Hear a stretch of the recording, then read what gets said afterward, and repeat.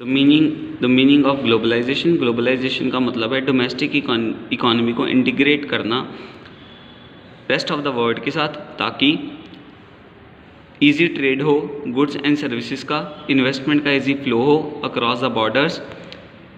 Government ने India में globalization को प्रमोट करने के लिए डिफरेंट स्ट्रेटजीज को ऑप्ट किया। The first is increase in equity limit of foreign investment.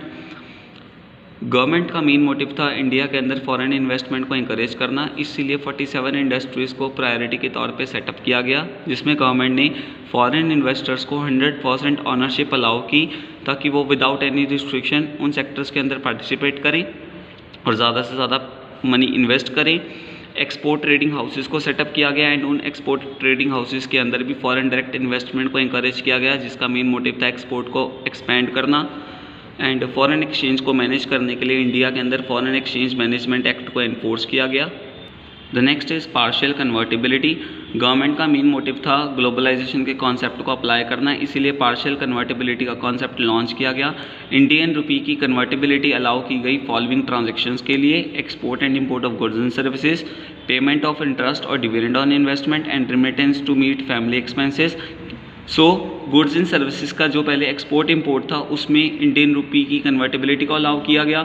जो फॉरेन इन्वेस्टर्स मनी इन्वेस्ट करते थे उनको डिविडेंड और इंटरेस्ट की पेमेंट करने के लिए पार्शियल कन्वर्टिबिलिटी को अलाउ किया गया। एंड जो इंडियन रेजिडेंट्स, नॉन रेजिडेंट्स बाहर अब्रॉड सेटअप हैं और वो इंडिया में अपनी फैमिली को मनी भेजते हैं, जिसको हम रेमिटेंस बोलते हैं, उस मनी को भी अलाउ किया गया for the convertibility of Indian rupee.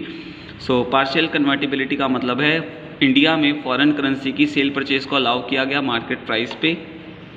The third is long term trade policy. Government का मेन मोटिव था कि इंडिया की इकॉनमी लॉन्ग टर्म तक ट्रेड करे रेस्ट ऑफ द वर्ल्ड के साथ, इसीलिए अननेसेसरी रिस्ट्रिक्शंस को और बैरियर्स को रिमूव किया गया और साथ ही साथ कंपटीशन को फोकस किया गया, ताकि domestic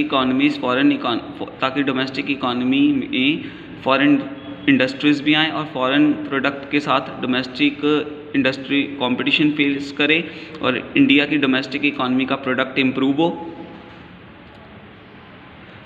the next is reduction in tariffs. साथ ही साथ बिजनेस को और एक्सपेंड करने के लिए अननेसेसरी टैरिफ्स को, अननेसेसरी कोटास को रिमूव कर दिया गया।